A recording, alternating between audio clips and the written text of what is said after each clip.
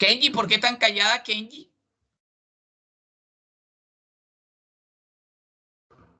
Bueno, gracias, Jennifer. Escuchándolo, profe. ¿Cómo? Escuchándolo, profe. Ah, yo y que pensándolo, profe, y casi me emociono. No, listo. Bueno, entonces hablamos de la capacidad y de la importancia de la capacidad dentro de los procesos productivos y dentro del diseño de la producción, dentro de todo lo que tiene que ver con la administración de operaciones. ¿Por qué? Decíamos, hombre, si nos quedamos muy cortos en producción, en capacidad, pues no vamos a satisfacer las necesidades del cliente. Ojo, ahorita eso de corto de capacidad tiene otro ingrediente adicional que vamos a terminar de complementar en la clase de hoy. Y si hacemos una capacidad que desborde mi pronóstico o mis proyecciones, pues me voy a meter en un lío, porque la capacidad está directamente ligada a uno de los componentes del costo de producción del artículo. ¿A cuál de los componentes de costo de producción del artículo es que está ligada la capacidad? Si alguien me recuerda.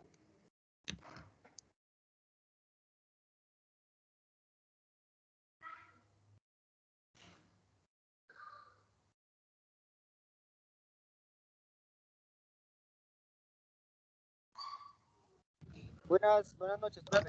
Profe, ¿ahí sería la materia prima? No, buenas noches. ¿Alguien saludó? Buenas noches, buenas noches. Hablamos Yo, que... Fernando. Aquí voy yo, Fer. A la demanda, profe. ¿De quién? ¿De quién? Ya habló por ahí. ¿Quién está por ahí? ¿Quién está por ahí? Profe, yo, Elba. Ah, hola, Elvita. ¿Dónde está? Que no la veo. ¿Qué más, profe? Buenas tardes, buenas noches. Buenas noches, buenas noches. Ya la vi, ya vi, Elba. No. Vean, el componente de los costos de producción de manera grande está compuesto por dos grandes componentes.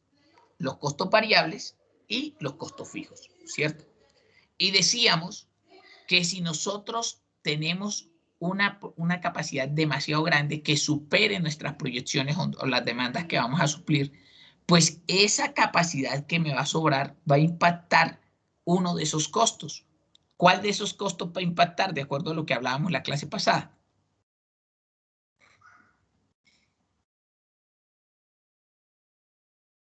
Profe, los costos fijos. Los costos fijos. ¿Quién participó? ¿Quién participó? Gracias. Muy amable, muy amable. Los costos fijos. ¿Por qué? Porque la capacidad está directamente ligada a los costos fijos. ¿Por qué? ¿Qué son los costos fijos? ¿Quién me recuerda? Ustedes que han visto contabilidad y todo el cuento. Profe, yo. Madeleine Jerez. Profe, los costos fijos son aquellos que independientemente de la producción siempre van a ser fijos, como el arriendo de la planta, los sueldos digamos, cuando usted paga mensualmente siempre lo mismo a un trabajador. Profe, ¿sí es eso? Sí, es Ejemplo, eso. los servicios no, porque los servicios varían, no es un costo fijo. Eso, exacto. Muy bien, mi madre. Venga, por eso es que impacta la capacidad los costos fijos. ¿Por qué? Tú lo has dicho. Perdón.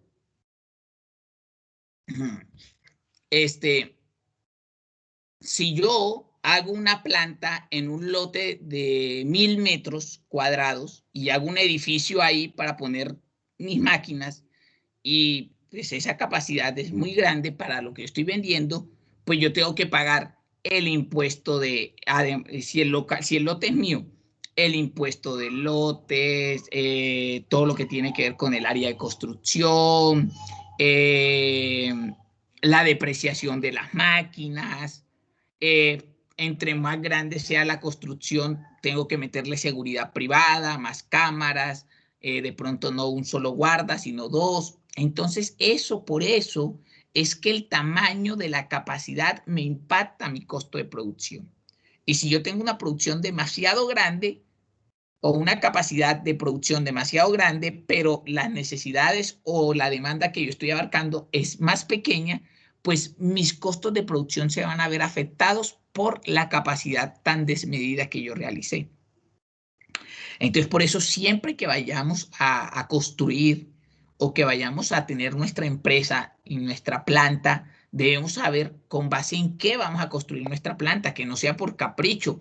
Esto se lo dejamos a nuestros predecesores, a nuestros antecesores, a nuestros padres, a nuestros abuelos, que primero para montar un negocio construían una casa y le metían vigas hasta por no decir no más. Y no era necesario. Lo que pasa es que no, es que me gustan, pero son mucha plata. Entonces, siempre debemos medir la capacidad con base en lo que vamos a vender, con base en lo que estamos proyectando vender. Eso lo decíamos en la clase pasada. Y por eso la importancia de nuestros amigos los costos fijos. Veíamos la capacidad de diseño y la capacidad efectiva, ¿cierto? Decíamos que la capacidad de diseño es aquella capacidad ideal, la capacidad teórica con la que yo monté mi planta. O sea, sin que tenga, como si estuviera manejado por robots, Pero decíamos, ojo, la capacidad de diseño nunca es la que utilizamos para el cálculo de nuestras proyecciones, porque eso es una capacidad ideal y hay factores externos que impactan y que no hacen que uno trabaje al 100% dentro de su planta. Entonces, para eso trabajamos con la capacidad efectiva. Y decíamos que esa capacidad es esa capacidad de diseño menos las restricciones operativas. Entonces, vuelve el tema que le hablábamos en la primera unidad cuando calculábamos factores de producción sobre el tema de restarle la fatiga de los empleados, la eficiencia de los empleados. ¿Listo? Entonces, esa es la capacidad efectiva. Y por último, pues está el tema de la utilización y de la eficiencia. Y la utilización es simplemente el porcentaje de la capacidad de diseño que realmente se logra, o sea, se logra usar. Y la eficiencia es el porcentaje de la capacidad efectiva que se alcanza en realidad. Porcentaje de la capacidad efectiva, o sea, tiene que ver con la capacidad efectiva. Hacíamos un par de ejercicios. Aquí teníamos y calculábamos una capacidad de diseño y una capacidad efectiva con base en una panadería. Hasta ahí todo bien.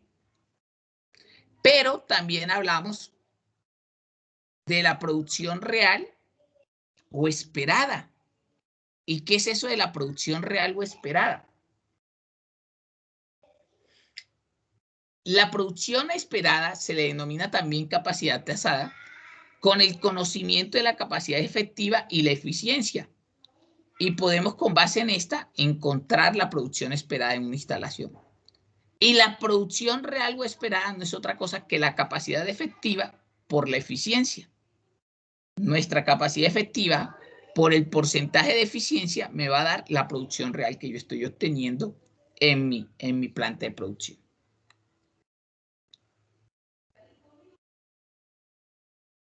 ¿Listo? Creo que hasta ahí llegamos, que explicábamos qué era la capacidad de diseño. Hacíamos un pequeño ejercicio sobre la capacidad, la capacidad real o esperada, si no me falla la memoria. Y hasta por ahí quedamos.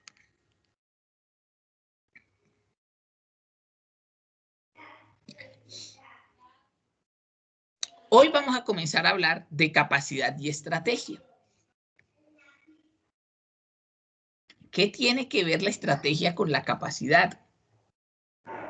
¿Dónde interviene?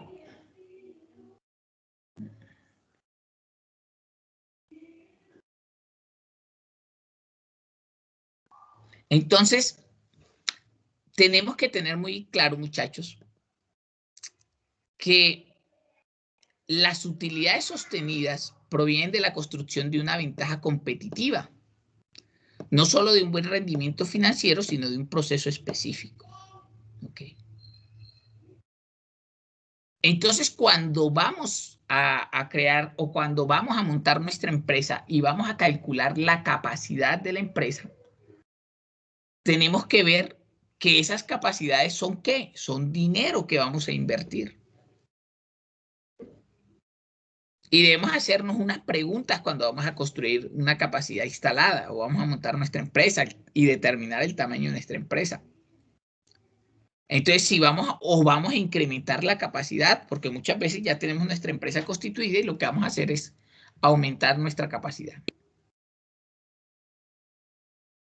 Y en base en eso nos debemos preguntar, ¿esta inversión nos permitirá ganar clientes en algún momento? ¿Qué ventajas competitivas me gano yo con esta inversión o con este aumento de la capacidad? Voy a tener flexibilidad en el proceso, velocidad de entrega, mejoramiento de la calidad.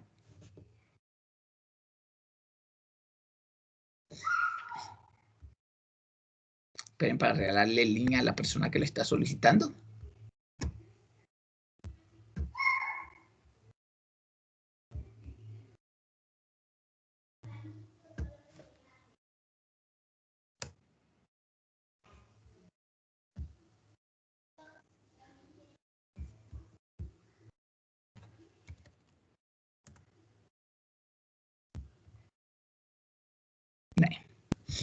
Entonces, debemos hacernos esas preguntas cuando vamos a plantear el tema de la capacidad. Debemos saber cómo va a estar, en base a qué voy a aumentar yo la capacidad. Es que voy a tener una ventaja competitiva. ¿Cuál es la ventaja competitiva? Voy a sacar productos más rápidos, productos de mejor calidad, que van a hacer que tenga una ventaja competitiva y que mi producto se venda mucho mejor. Eso puede ser, es totalmente viable. Pero si voy a aumentar la capacidad solamente por capricho, por decirlo de alguna manera, entonces la verdad no estoy ganando nada. Las decisiones de la administración de operaciones que se analizan, al igual que los elementos organizacionales como el marketing, las finanzas, siempre van a resultar afectados por los cambios de capacidad. ¿Por qué? Porque si yo aumento mi capacidad, pues tengo que vender más. Ahí me va a afectar el marketing.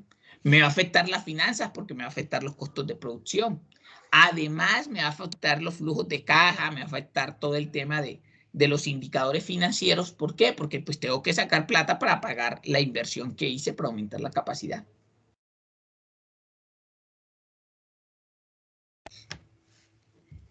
Entonces debemos tener en cuenta que hay una estrecha integración de las estrategias que yo implemente en mi organización y las inversiones que yo haga. Y hay unas consideraciones que debemos tener en cuenta cuando vamos a modificar la capacidad. La primera de ellas, pronosticar la demanda con exactitud. Entonces debemos saber pronosticar nuestra demanda. Para eso tiene un orden lógico este programa.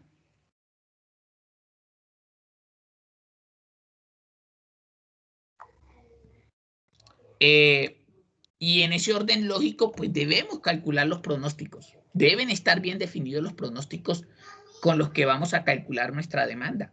¿Para qué? Pues para no cometer errores, para no tener un pronóstico que me lleve a cometer el error de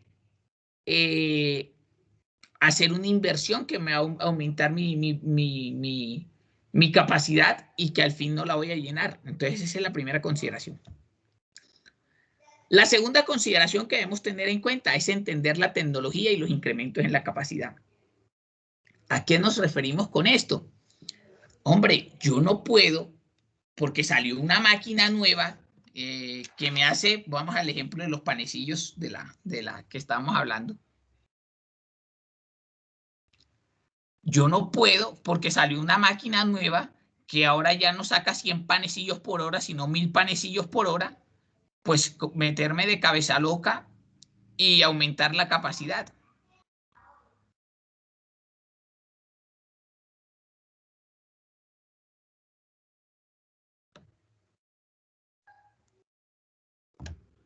No puedo. ¿Por qué? Porque es que esa máquina me va a costar un jurgo de plata.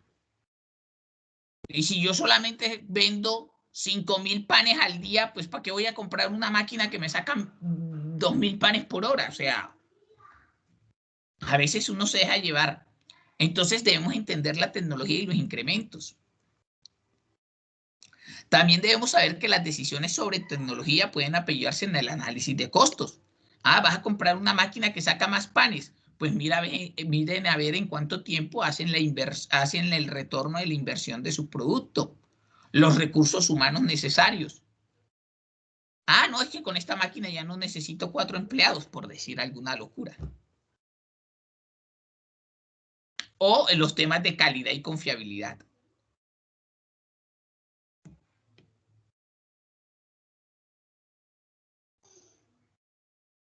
Entonces, cuando hablamos también de los incrementos de capacidad, debemos también tener en cuenta por qué yo incremento esa capacidad. Muchas veces, y hablemos de negocios de servicios, yo monto un restaurante y saqué un nuevo platillo. Y ese platillo yo pronostico, debido a un estudio de mercado, que lo vimos en los tipos de pronósticos cualitativos que veíamos, que podía, eh, ese platillo me va a incrementar, qué sé yo, 20 platos al día que voy a vender. Ah, entonces me va a tocar colocar 2 mesas más, 3 mesas más. Entonces, con base en ese estudio, aumento mi capacidad. ¿Y cómo aumento la capacidad de un restaurante? Pues poniendo más mesas. Ajá. Pero también el tamaño de la cocina, etcétera, etcétera. La tercera consideración es encontrar el nivel óptimo de operación. ¿Cuál es el nivel óptimo? Pues aquel donde yo haga, no me quede tan bajito que no pueda cumplirle a mis clientes, ni tan grande que voy a exceder mi capacidad. Y la cuarta consideración es construir para el cambio. ¿No habíamos hablado de estas consideraciones en la clase pasada? No,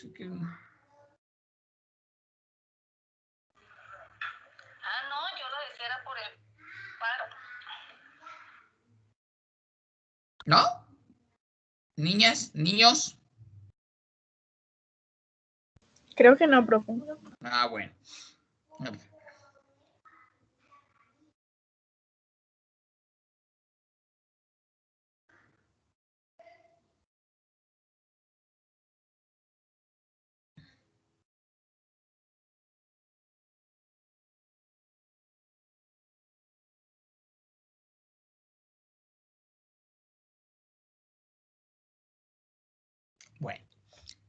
Cuando hablo de construir para el cambio, ¿a qué me refiero, muchachos? Pues sí, yo les hablaba hace un poco, nuestros antepasados, nuestros papás, nuestros abuelos pensaban mucho en eso. Les decía, hombre, uno no puede construir de una vez una casa de 4 pisos y endeudarse. No. ¿Qué hacían nuestros papás cuando compraban un lote? Construían el primer piso. ¡Pam! Y con un piso hacían un local y de la parte de atrás construían un apartamento. Pero ellos construían para el cambio. ¿Qué quiere decir eso? Ah, que no eran bobos. Listo, construyeron un piso, un local y listo. Lo que me van el arriendo del local me sirve para ir construyendo otros pisos. Pero ellos decían, listo, yo construí un piso, pero las vigas que le meto de una vez son vigas ¿para qué? Para los 4 pisos que voy a hacer el edificio. Eso es construir para el cambio. Que desde que usted comienza con su idea de negocio, usted determina el tamaño con el que la va a trabajar, su capacidad. Pero usted la proyecta. Dice, sí, yo voy a comenzar sacando 4.000 panecillos diarios. Pero voy pensando cómo voy haciendo con lo que tengo para no quedarme corto e ir incrementando la capacidad cuando la necesidad se presente. Eso es construir para el cambio. Entonces nos quedan claras estas 4 consideraciones: pronosticar la demanda, entender la tecnología y los incrementos, encontrar el nivel óptimo o el nivel óptimo de producción y construir para el cambio. ¿Hasta aquí todos claros? Mis niñas, mis niños. Sí, profe. Sí, profe. Sí, profe. Ok.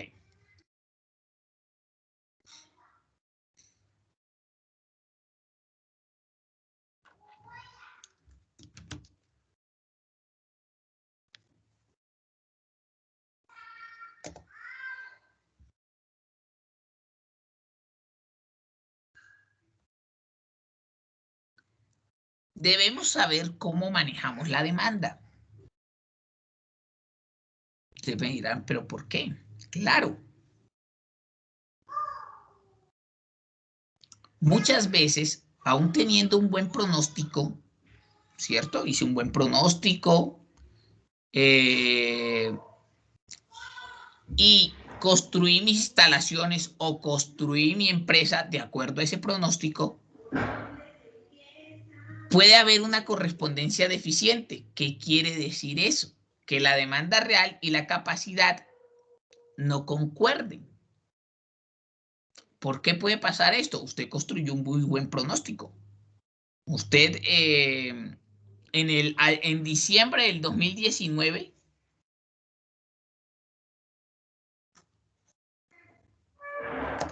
en Vélez hay piscinas, sí, o cerca. Yo he visto ahí bajando donde ustedes llaman los Guayabos, por ahí creo que he visto una piscina. Pero sí hay lugares para descansar, balnearios, cosas así.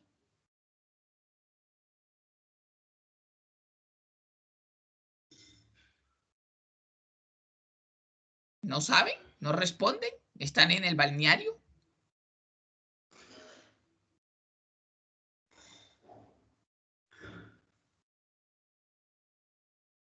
¿Por qué hago la pregunta? Hombre, muchas veces, las personas, y sobre todo en el tema hotelero, en el tema de temas así, usted para construir un balneario y construir una piscina, usted debe saber más o menos cuántas personas le van a llegar en un fin de semana, que es donde se mueve el negocio. Entonces, necesito una piscina, las proyecciones de las personas, viendo que no hay muchos, mi piscina va a tener cada hora 40 personas, por decir algo. 30 adultos, 10 niños, o 30 niños, 10 adultos. Entonces hago una piscina para esa cantidad de personas. Y en el 2019 yo monté mi balneario y hice mi piscina. Hice una buena proyección de cálculo. ¿Sí? Y comencé el 2020, enero soleadito, rico, la gente iba, marzo, febrero, pan. Y llegó COVID comenzando marzo, pan. Ya dejó de ir la gente. ¿Es culpa de la proyección que hice? ¿Del cálculo del pronóstico? No. Factores externos, ¿sí, Elba? Factores externos hacen que muchas veces, así yo haya hecho una buena proyección, un buen cálculo, o me quede corto en mi cálculo, en mi proyección, o mi capacidad se quedó grande, como fue el caso de un balneario. Un ejemplo donde se haya quedado la capacidad corta.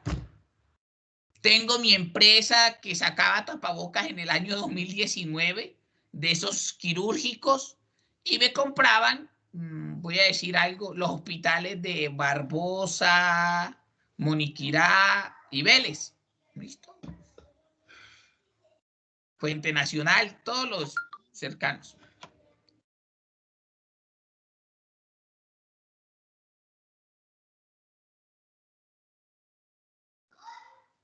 E hice mis proyecciones para vender mis tapabocas, de acuerdo a lo que me estaban comprando año a año, para el año 2020. Enero, bien, febrero, bien. Llegó marzo y juepucha, en un día se acabaron los tapabocas. ¿Hay forma de reaccionar? Ya tal vez no. ¿Estaban mal hechas mis proyecciones? No, pero nadie sabía que se iba a venir lo que se vino. Entonces, muchas veces los factores externos hacen que aunque yo haya tenido un buen pronóstico, una buena proyección de mi demanda, pues me quede corto o me quede largo. Entonces, cuando eso pasa, muchachos, que hay una correspondencia deficiente entre la capacidad y la demanda real, ya sea porque me excedí o porque me quedé cortico, entonces debo implementar algunas estrategias o hacer algunas alternativas porque no puedo quedarme de brazos cruzados. Entonces, cuando la demanda excede la capacidad, Las empresas deben ser capaces de reprimir la demanda. Entonces, ¿y eso cómo se da? ¿Cómo se come? ¿Cómo se hace? Por lo general, cuando son productos monopolizados, o sea que yo solamente soy el único que tengo eso y la demanda excede la capacidad, entonces para que pues no se vea desbordada, pues aumento los precios. Con eso pues la gente se aguanta un poquito, me paga más caro, sigo ganando igual o hasta más y no tengo necesidad de ampliar la capacidad.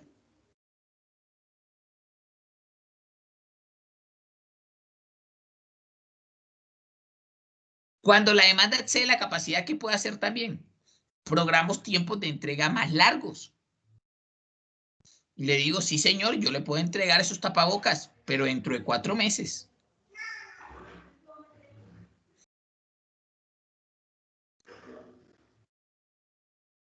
Sin embargo, ¿cuál creen ustedes que es la mejor cura o la mejor estrategia que hay que implementar cuando la demanda excede la capacidad? ¿Qué opinan? Los escucho.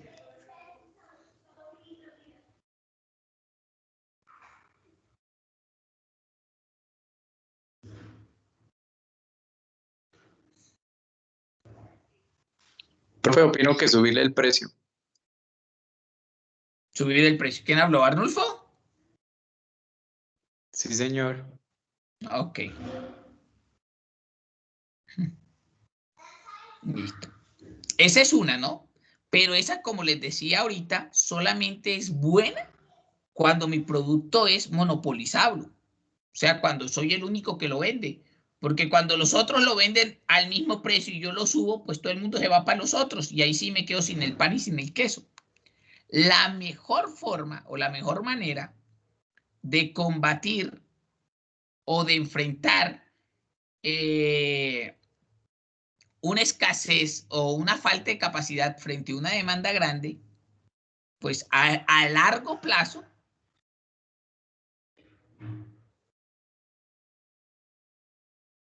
pues es aumentar la capacidad a largo plazo, ¿no? Apalancamiento financiero, profe. Sí, sí, pero con una palanca, porque si tengo cómo demostrar de que voy a vender, de que estoy vendiendo más, pues lo que hago es aumentar la capacidad.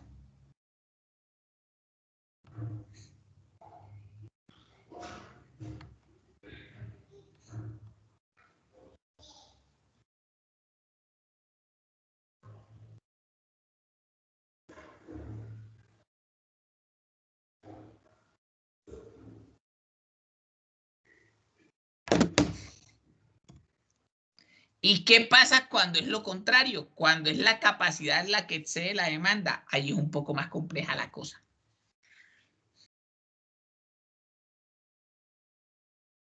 Entonces, ¿qué hago? Bajo los precios.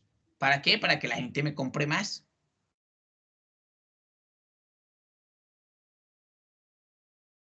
O le hago ajustes al producto, le hago algunas mejoras, alguna cosa que incentive la venta del producto.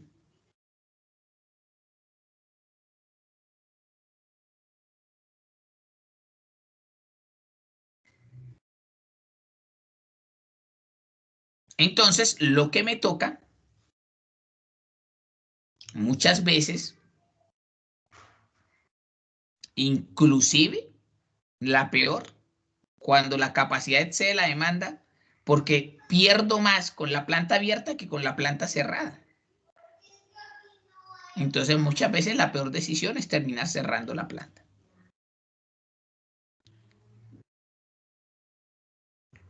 Hay otro tema que es el que se denomina ajuste a las demandas estacionales, que uno debe hacer ajustes a las demandas cuando trabaja en estaciones.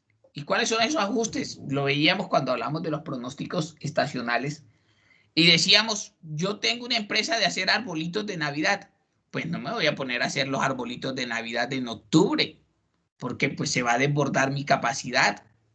Entonces, ¿cuál es el ajuste? Pues comienzo a trabajar los arbolitos desde enero para no tener la necesidad de aumentar la capacidad, sino que con lo que tengo lo voy trabajando. ¿Cuál es la desventaja de esto? Pues que me toca guardar inventario. Alquilar, rentar, qué sé yo, hacer algo, buscar un lugar donde guardar los arbolitos mientras llega la temporada alta.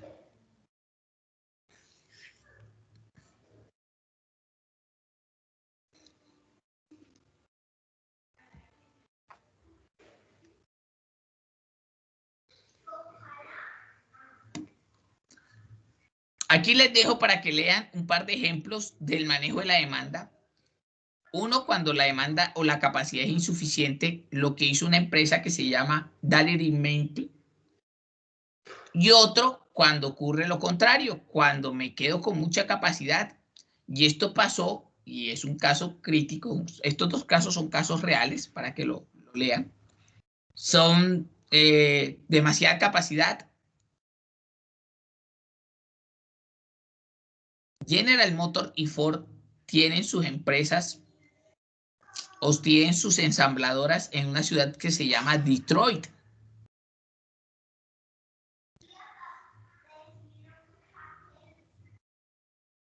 Y esa ciudad solamente vive para hacer carros.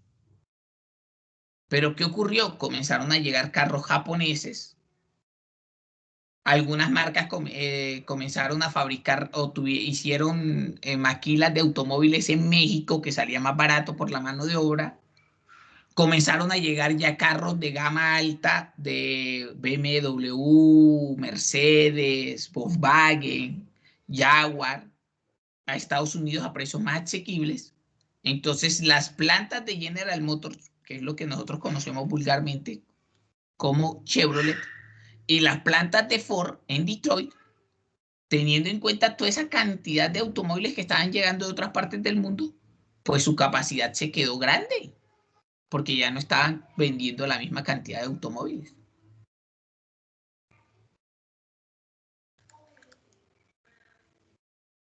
Entonces, este es un buen par de ejemplos, muchachos, para que ustedes los lean y analicen qué hicieron estas empresas. Uno con la capacidad insuficiente y otro con la capacidad demasiado grande. Hay unas técnicas para ajustar la capacidad de la demanda, ya sea por arriba o por abajo. La primera, cambios de personal. ¿Listo? Mi capacidad es muy pequeña, pero si aumento el número de personas, puedo trabajar a más turnos y puedo aumentar mi capacidad. Listo, contrato. Mi capacidad se quedó muy grande, pues me toca despedir personal. Así es sencillo. ¿Sí? ¿Alguien iba a opinar algo?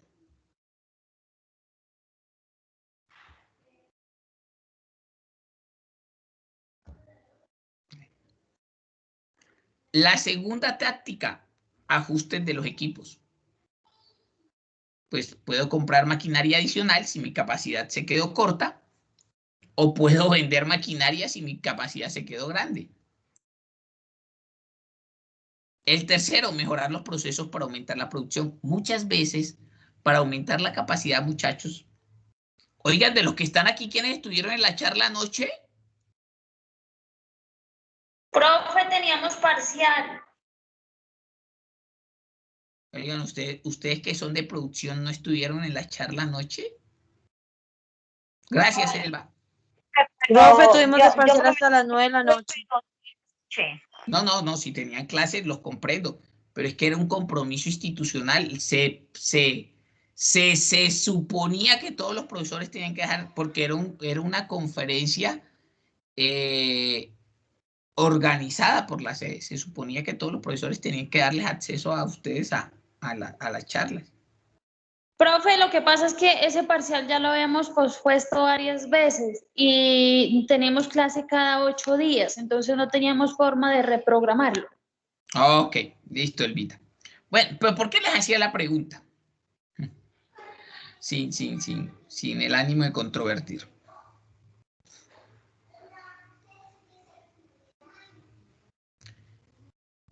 Muchas veces no es necesario comprar máquinas, hacer el edificio más grande para aumentar la capacidad. Lo único que necesito es reorganizar mi planta de producción. Por medio de un estudio de métodos y tiempos, reorganizo, miro, cuadro, ubico mejor las máquinas y con eso aumento la capacidad.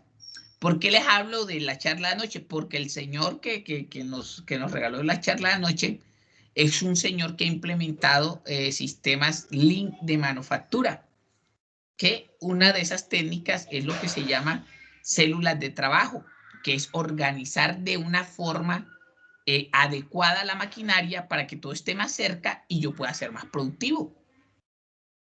Entonces, muchas veces no es necesario comprar más máquinas, aumentar mi planta, contratar más personal, no. Y es lo primero que ustedes deben hacer cuando estén en su vida laboral, si alguna vez trabajan en algo productivo o algo que se le asemeje o ustedes quieran sugerir algo. Lo más fácil es decir, ay, cómprese otra máquina, sí, pero es que eso es lo más fácil, pero también es lo más caro. Por lo general, lo más fácil siempre es lo más caro. Lo más difícil es lo que cuesta menos. Y siempre que vaya a ver esto, lo primero que uno tiene que hacer es, ¿y por qué no reorganizamos la planta? La cambiamos, la ubicamos, para ver si de esta manera. Y muchas veces resulta. Entonces, esa fue una de las técnicas que comentaban ayer en la charla, en la conferencia. Bueno. Rediseño de los productos para facilitar más la producción. Anteriormente, las tapas de las cervezas eran roscadas, pero pues roscar una tapa de un proceso de qué sé yo cuántas botellas de cerveza, pues hacía que mi capacidad bajara.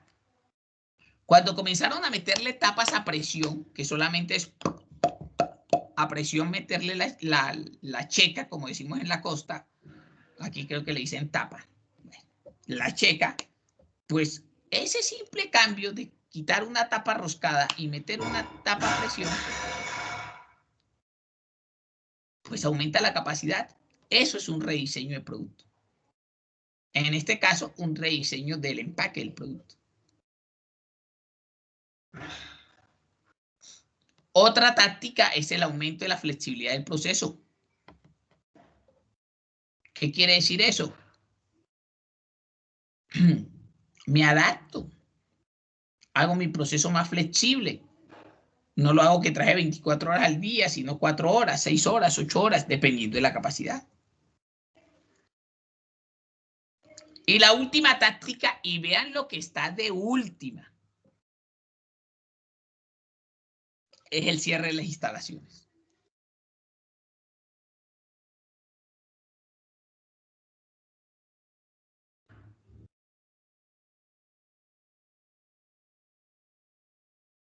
Por la instalación del...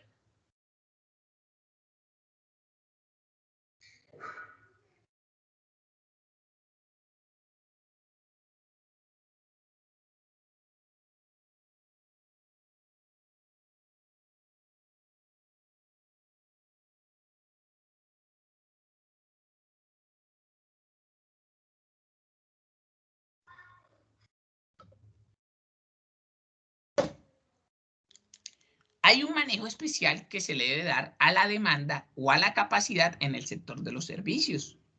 Porque el sector de los servicios tiene otra forma de hacer las cosas.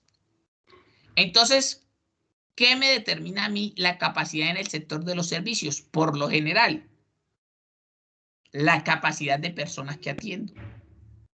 En toda empresa de servicios. Un restaurante. ¿Cómo sabe usted cuánta es la capacidad? ¿Cuántas personas atendió en el día? ¿O cuántas personas puede atender? Un hospital. ¿Cuántas personas atendió en el día?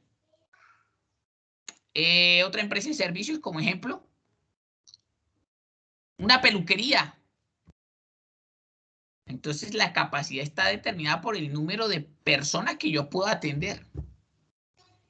Entonces, la capacidad en estos temas, en estas empresas de servicio, pues se puede controlar de una manera muy sencilla. Esto no hay que echarle mucha mente. Con lo que llamamos los sistemas de reservaciones. Un hotel. Cuando la capacidad es muy alta, pues usted a todo el mundo le da cita, le dice, sí señor, tengo cama. ¿Para cuándo? Para hoy. Listo, hay cama para hoy. Cuando la capacidad es muy pequeña, que dice, sí señor, tengo cama. ¡Ay, qué bien! Para dentro de 3 meses. Entonces, con el tema del manejo o del... ¿Sí? Profe, una pregunta. ¿Ahí aplicaría, digamos, la CPS? ¿Cómo hacen ellos ahí? Claro, ese es el tema. Mira, el tema de la GPS que convirtieron,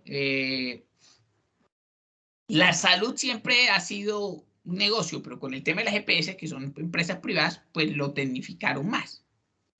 No estoy diciendo ni bueno ni malo, simplemente estoy diciendo la realidad de las cosas, ¿no?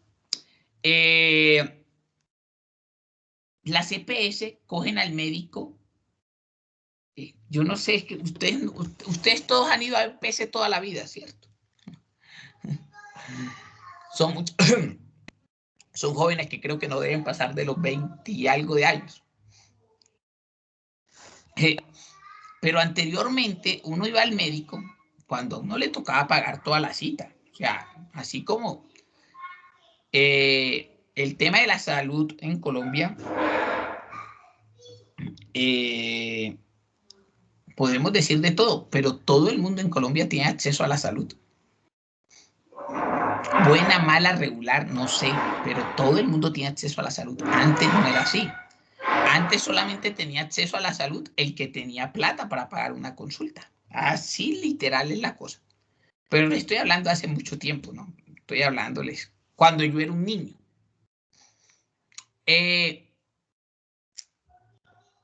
Antes usted iba a una consulta con el médico y el médico le echaba cuento, le revisaba, se sentaba, jugaba con usted. Mejor dicho, hoy en día no es así. Para responder la pregunta de Jennifer. A los médicos les dicen, señor, le vamos a pagar por atender 20 personas al día. ¿Y cómo se aseguran de que usted atienda a 20 personas al día? Pues le dan un estándar por persona. Le dicen, usted no se puede demorar, si es consulta general, 15 minutos por persona. Listo. Médico general, 15 minutos. Sí, buenas que tiene, ¿cuáles son síntomas? Móntese el peso, súbase la báscula, quítese la ropa, tómele la atención, le duele aquí, no, tosa, listo. Tome estas órdenes, vuelva dentro de 2 meses. Esto, 15 minutos. Esa es la consulta médica. El médico no tiene tiempo ni para hacerse amigo de usted. Si es una doctora y voy yo, no tiene el tiempo para ver este cuerpazo, este torso que me gasto yo. O sea, no, la vieja está en lo que está. ¡Pum! Sale. Si es especialista, hombre, la consulta debe ser un poco más prolongada. Entonces le dicen, medicina especializada. Además que le pagan más al doctor por hora, ¿no? Hoy en día creo que les pagan así. No estoy metido en el cuento, pero creo que les pagan así. Si es consulta especializada, hombre, son 25 minutos, 30 minutos por paciente. Entonces ya no puede atender 20, atiende 15. Estandarizaron la salud. Tan. Así es sencillo.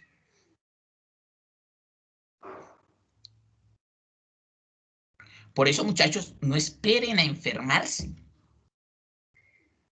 Ustedes que están jóvenes, vayan mínimo cada 6 meses al médico a que le haga un control de chequeo. ¿A qué viene? No tengo nada, doctor, pero quiero que me haga exámenes de todo. No pagan una EPS. Lo que pasa es que ustedes no se dan cuenta. Pero cuando ya van llegando a la edad que tengo yo, se van a dar cuenta que es obligatorio y que es bueno ir al médico de vez en cuando.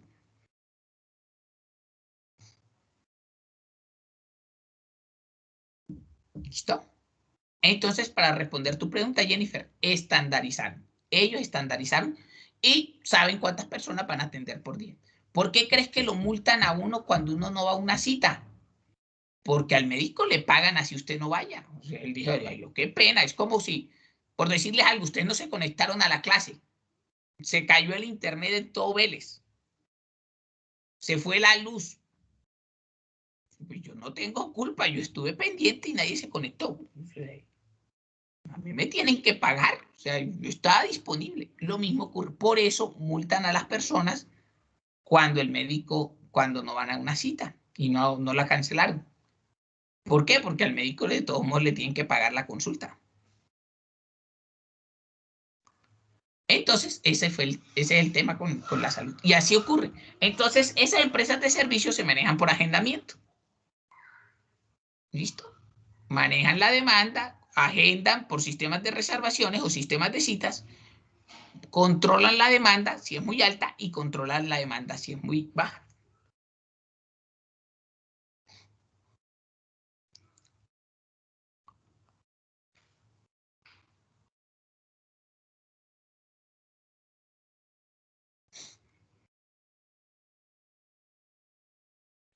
Hay un tema que se denomina el manejo de la capacidad. Muchas veces no se puede, el manejo de la demanda no es factible. O sea, esto que les digo yo. No, que dentro de 3 meses y le toca a usted esperarse. Sino que, no, mañana o mañana tiene que atender. Entonces, una alternativa, por ejemplo, lo que está pasando con el COVID. No es factible decir, no, es que tenemos solamente 2 neumólogos, que son los especialistas de los pulmones. Le doy su cita dentro de 3 meses. Pues dentro de 3 meses el paciente ya no está, se fue. Adiós María, que te guarde el cielo. Entonces, cuando esto pasa, que no es factible manejar la demanda por el tema de las reservaciones o agendamiento de citas, pues hay que aumentar la capacidad del personal. Entonces, contrato más médicos neumólogos. Que si ustedes se dan cuenta, si alguien trabaja en el sector de la salud aquí o algún pariente, se habrá dado cuenta que en todas las partes de Colombia han contratado más enfermeras, médicos, internistas. ¿Por qué? Porque no es factible manejar la demanda.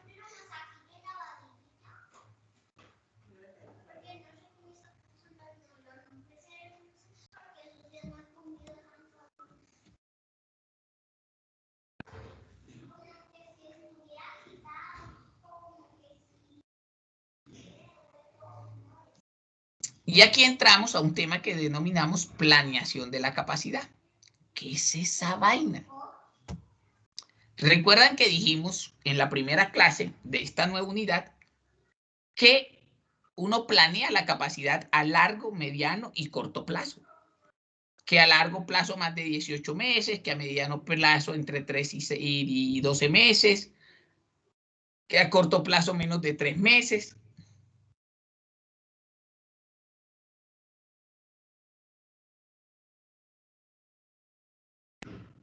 Entonces eso es planear la capacidad.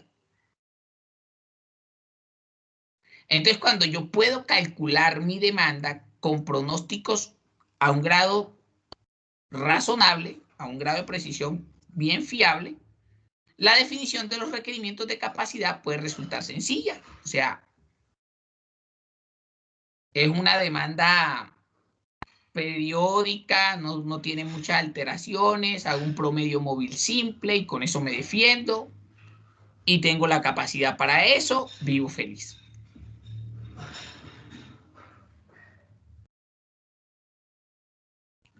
Por lo general, la determinación de la capacidad requiere 2 etapas. En la primera etapa, la demanda futura se pronostica con modelos tradicionales. El promedio móvil simple, el promedio hasta una suavización exponencial. Tal. Pero en la segunda fase, este pronóstico se usa para determinar los requerimientos de capacidad y el tamaño creciente. ¿Qué ocurre? Muchas veces la capacidad va aumentando, ¿cierto? Perdón, la demanda va aumentando en pequeños porcentajes. Tan. Entonces ya requiero unas técnicas más avanzadas.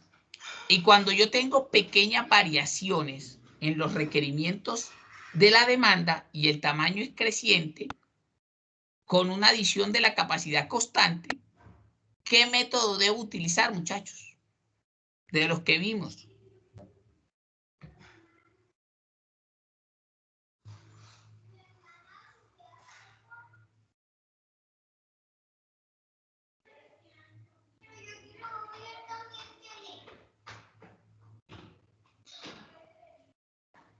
Profe, ¿puede repetir la pregunta, por favor? Ok. Decíamos que la primera fase de la demanda, cuando yo saco un producto y mi producto es constante, que no tiene ningún problema, lo calculo con las fases, con las técnicas tradicionales. Pero cuando ya yo tengo una demanda que es creciente y constante en el tiempo, que requiere una adición a la capacidad de manera sostenida en el tiempo, ¿cuál de las técnicas o de los métodos de pronóstico que vimos debería utilizar?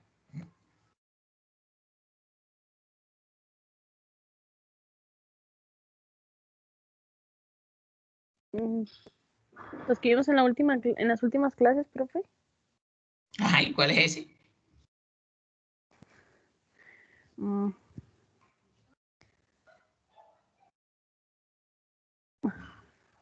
Profe, donde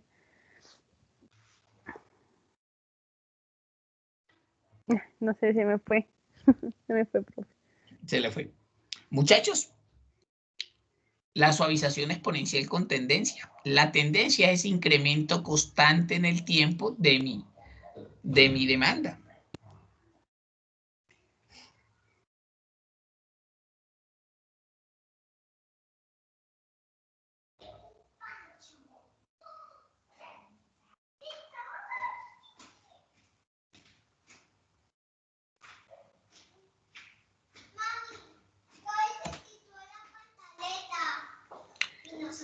¿Y a qué nos lleva todo este tema de la demanda?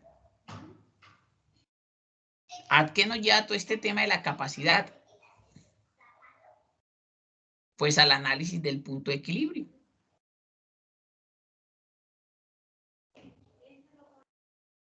¿Qué entienden ustedes por el punto de equilibrio, muchachos? Profe, es donde la producción ni da pérdida ni da ganancia, se mantiene. ¿Sí? ¿O no?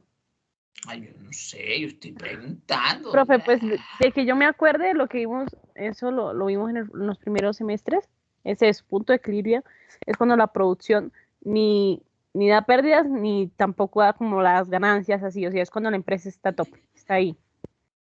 Ok.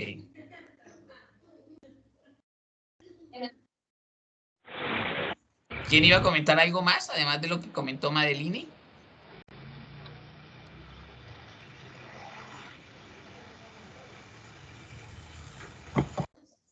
Bueno.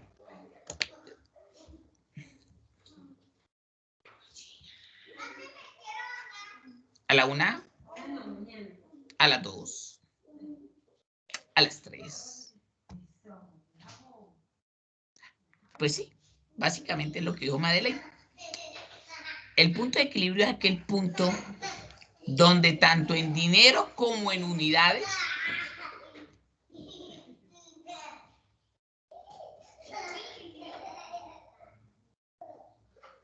una empresa no da ni pérdidas ni da ganancias, sino que su resultado es 0 pollitos.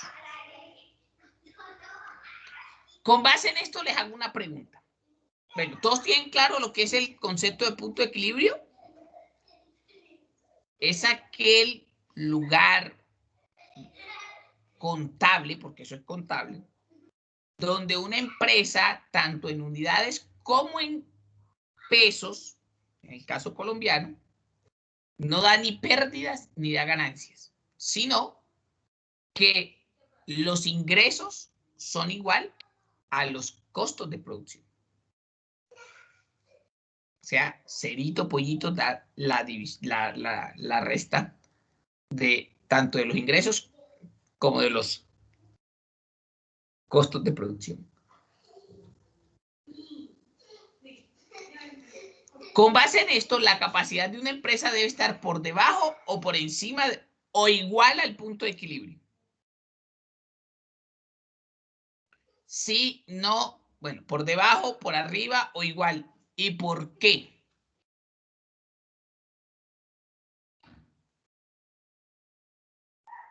Por encima del punto de equilibrio, profe, ¿no? Para que la genere utilidades.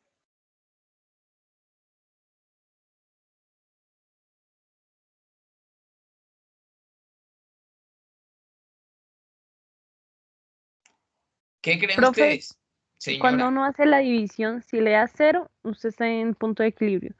Si ya le da más, ya son ganancias. Si le da en la división le da en negativo, pues obviamente ya son pérdidas.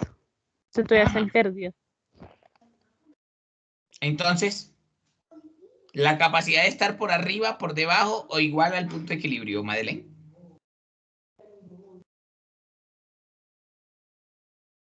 Arriba, profe.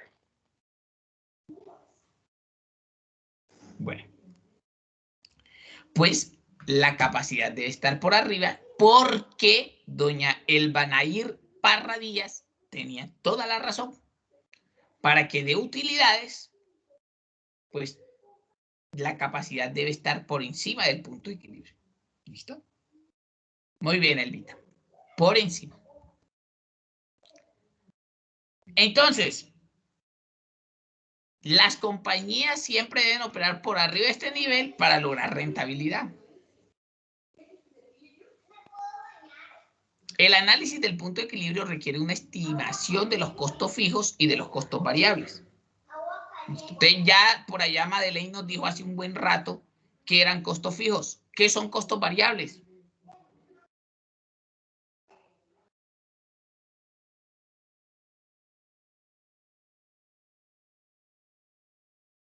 Profe, pues los que dependiendo de la producción van variando, Sí, como los sí. servicios,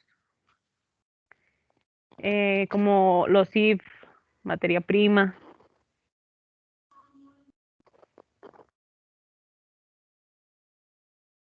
Eso, profe. ¿Sí? Ok, vale, vale. Bueno, tú mencionaste los IF, que son los costos indirectos de fabricación, ¿vale? Puede haber una... Pero bueno, podemos tener una discusión frente a ese tema. Bueno, entonces, vean, debemos tener en cuenta que los costos variables son los que varían de acuerdo al volumen de unidades que yo produzca. Y son todos aquellos que tienen relación directa con el proceso de producción. Así, no más. Sencillo. Sí, lo que dijo Madeleine. La diferencia entre los precios de venta y los costos variables se le denomina contribución, que no es lo mismo que utilidad. ¿Por qué? Porque a esa diferencia entre los precios de venta y los costos variables le tengo que restar ¿qué? Los costos fijos para saber si el producto realmente es rentable o no. Daba yo un ejemplo hace un par de días frente a este caso, que yo les decía, alguien aquí, algún pariente, tiene una tienda, un local comercial, un establecimiento comercial.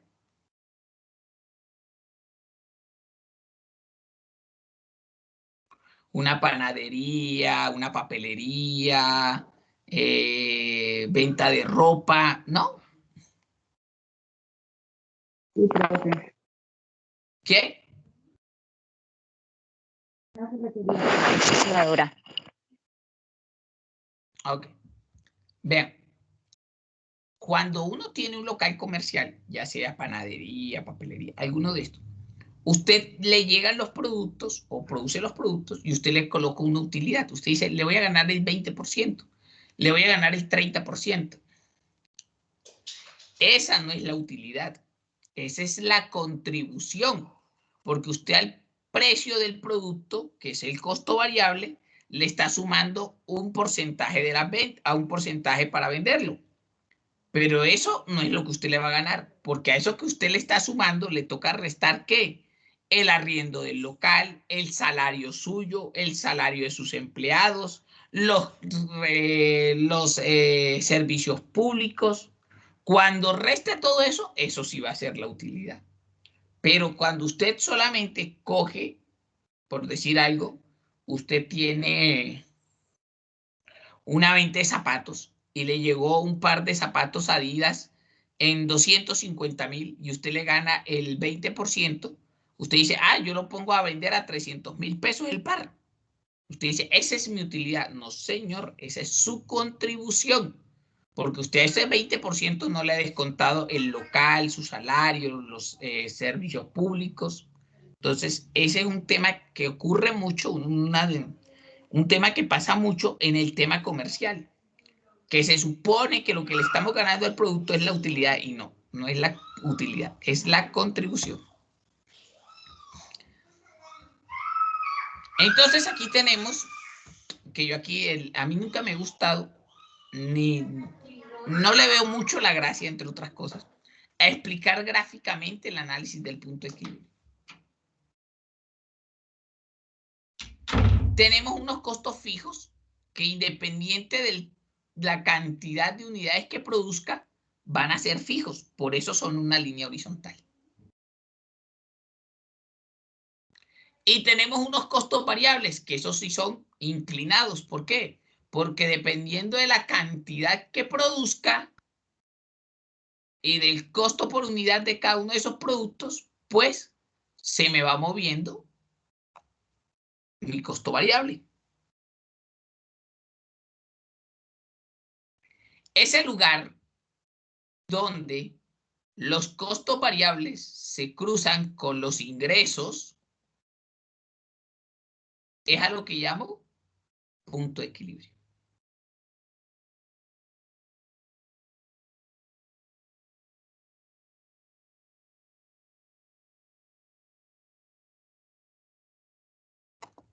Pero como les dije, a mí no me gusta irme como darle mucha mente a ese tema frente a la cuestión gráfica.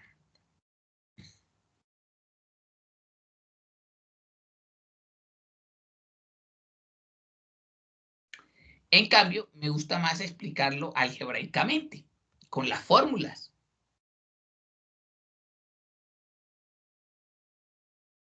Entonces, para que tomemos notas, existe un punto de equilibrio en unidades, que lo vamos a denominar PEQ sub X, y un punto de equilibrio en pesos. Para esto tenemos unas variables que debemos tener en cuenta. El precio por unidad del producto, el número de unidades producidas, los ingresos totales. ¿Qué son los ingresos totales? La multiplicación del precio del producto por el número de unidades producidas o vendidas, que es más bien, ¿no? Los costos fijos van a estar delimitados con la letra F. Los costos variables por unidad con la letra V. Y los costos totales de producción de una planta, ¿a qué son iguales? A los costos fijos más el costo variable por unidad por el número de unidades producidas.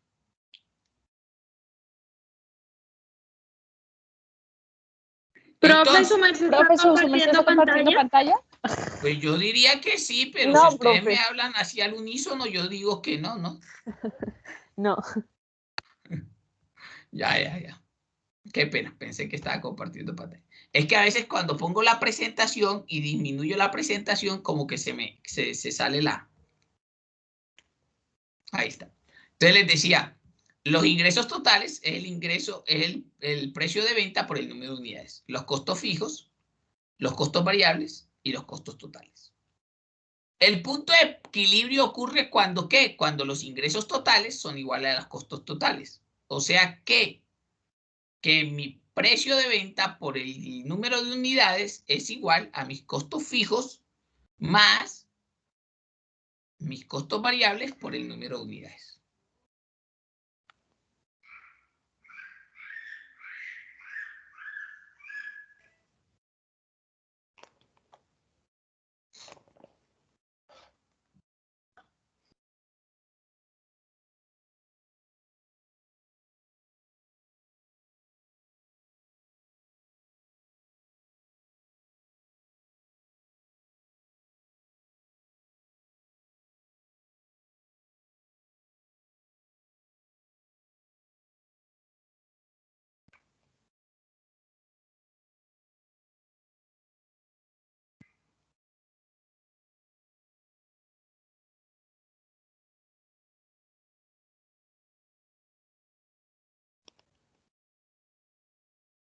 Listo.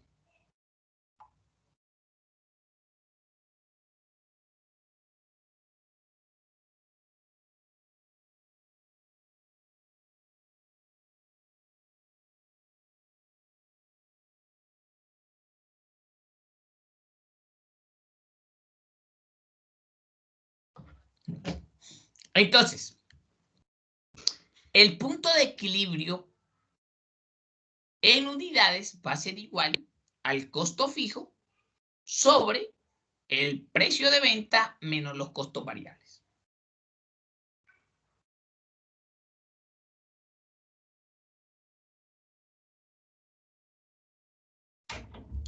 Y el punto de equilibrio en pesos va a ser igual al costo fijo sobre el precio de venta menos el costo variable sobre el precio de venta. Ahí.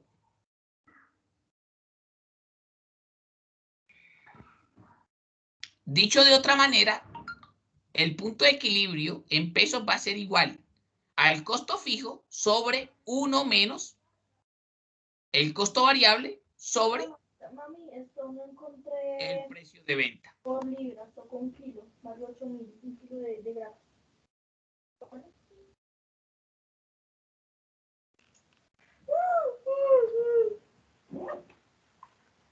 ¿Listo? Entonces anoten para el precio de venta, para el punto de equilibrio en pesos, anoten la segunda fórmula, esta que le donde está el número 2.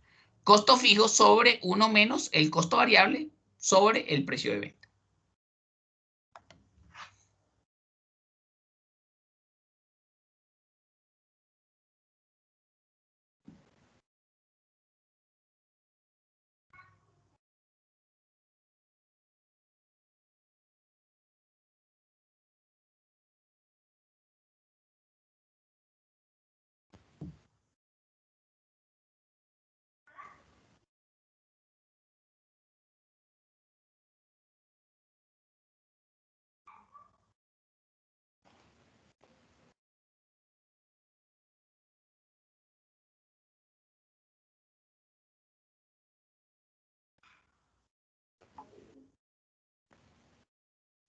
Y por último, la utilidad va a ser igual a ¿qué?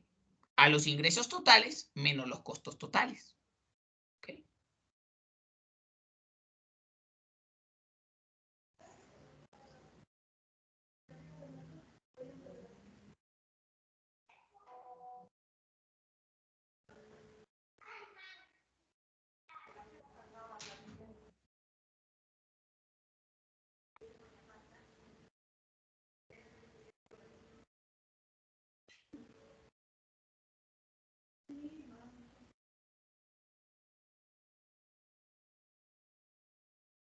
¿Listo?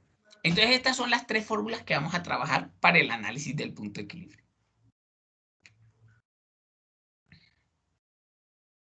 Anotaron todas las fórmulas. Les recomiendo, no tomen pantallazos, anoten la fórmula. ¿Por qué les recomiendo más bien? Ustedes saben que yo siempre les subo las diapositivas a la plataforma, que eso no hay problema. Pero ¿por qué les recomiendo siempre escribir? Porque cuando uno escribe, activa mejor la memoria y retiene más. Cuando usted toma una foto, usted no está reteniendo nada. Cuando estás viendo la pantalla, no estás reteniendo nada. Cuando estás escribiendo, te ves forzado a memorizar, así sea por un instante, la fórmula para poderla copiar. Entonces yo siempre recomiendo esto. ¿Todos ya copiaron las fórmulas para comenzar a hacer un ejercicio?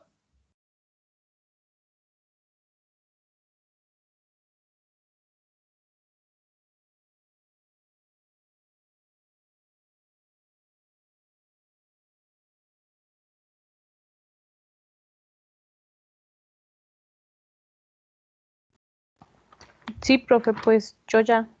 Bien, gracias. ¿Sí? Sí, profe, yo igual, ya terminé. Listo. En este grupo, aunque hay varios caballeros, las que hablan son siempre las damas. Últimamente el señor Pietro Alejandro Zamora me estaba por ahí participando en clase, pero hoy lo veo callado. Don Arnulfo también está callado. Bueno, vamos a hacer un pequeño ejercicio para... Yo sé que ustedes esto lo manejan muy bien. Bueno, aquí están también las fórmulas, es lo mismo que acabamos de hacer, no hay ningún tema. Vamos Profe, a hacer... de nuevo, Ay, profe, qué pena. otra vez, sí. Ya vi que no estoy compartiendo pantalla. Regáñeme. Si veo que usted no estuvo el viernes en clase, Madeline. Elba sí estuvo. Elba es la otra que me para regañando cada ratico. Listo. Hola, ¿dónde está Kenji? Se fue Kenji. Profe, creo que escribió que tenía problemas de conexión al grupo. Sí, profe, tiene problemas de conexión. Ay, sí, mi Kenji me escribió con razón, qué pescado.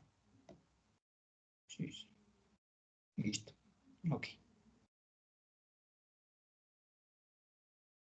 Bueno, vamos a hacer este pequeño ejercicio y con este nos vamos. ¿Listo? El día lunes hacemos ejercicios de costos de punto de equilibrio, pero para más de una unidad, que es lo que uno ve realmente en una empresa. Pero ahí para calentar motores vamos a hacer este.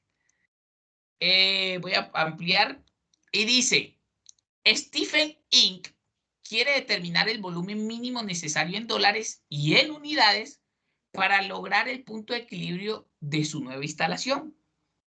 Entonces me dicen, la compañía determina primero que en este periodo tiene costos fijos de $10,000. ¿Listo? Entonces, costos fijos, $10,000.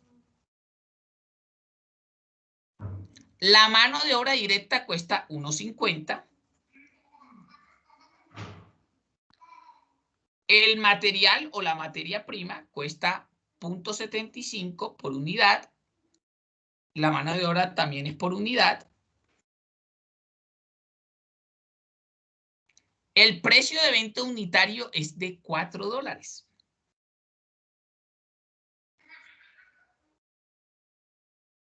Pues, por unidad.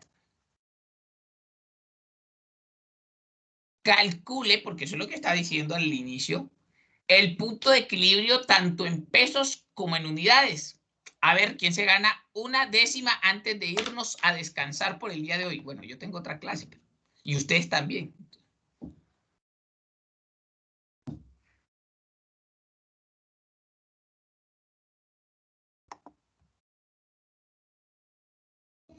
¿Quién lo hace? Ahí les dejo la fórmula.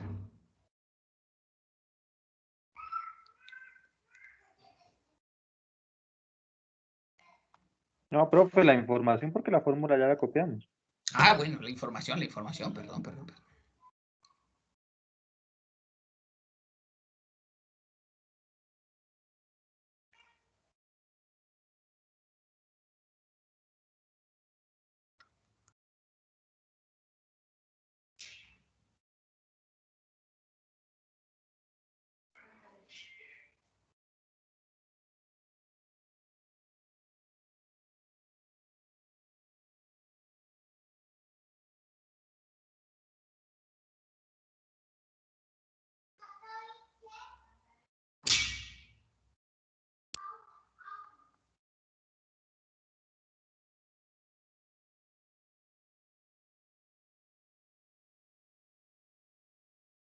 Profe, ¿puede compartir la información?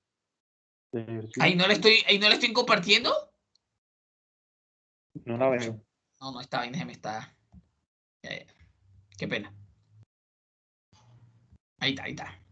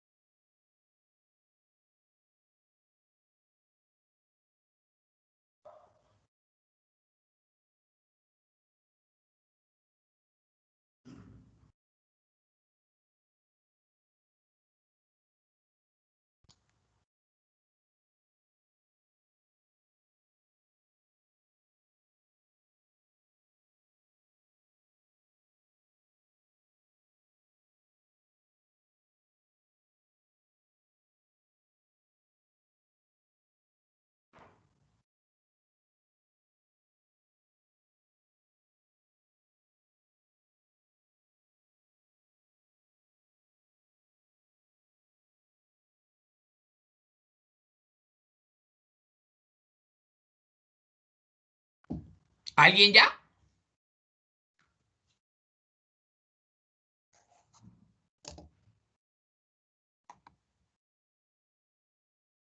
Ah, se me salió, ¿verdad?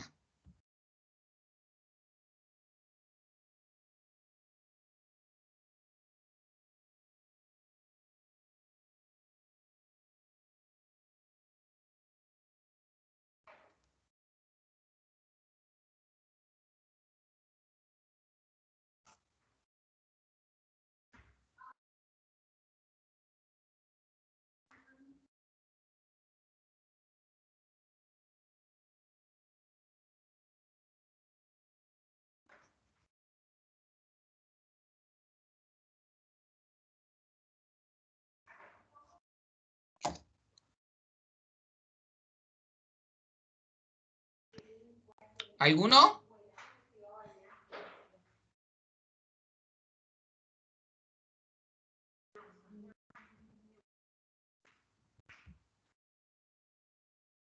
Profe, a mí el precio, no, el punto de equilibrio en pesos me dio negativo, menos 3.333. No puede ser, no puede ser.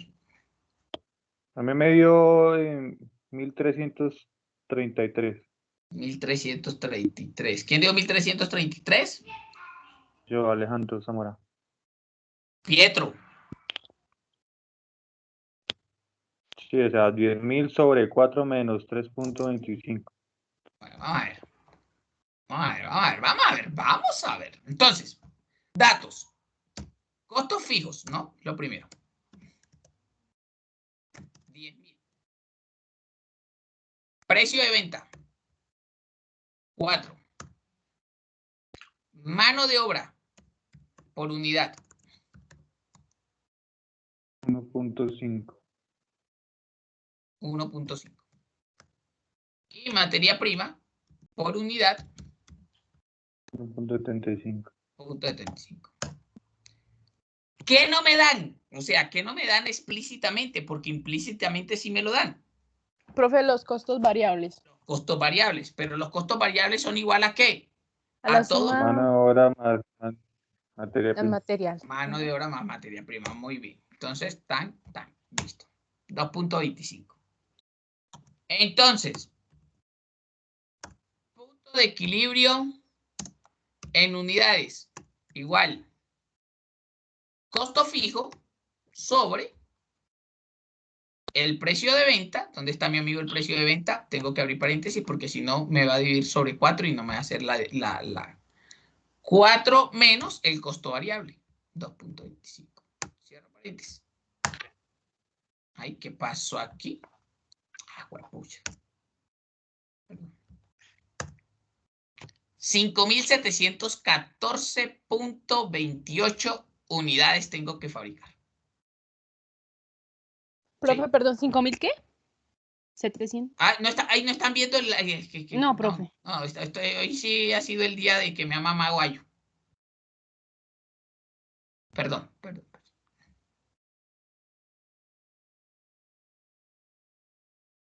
Aquí está. Ahí está, listo. Ahí está. 10.000 sobre precio de venta menos costo variable. 5.714. Ahora vamos a ver el punto de equilibrio en pesos.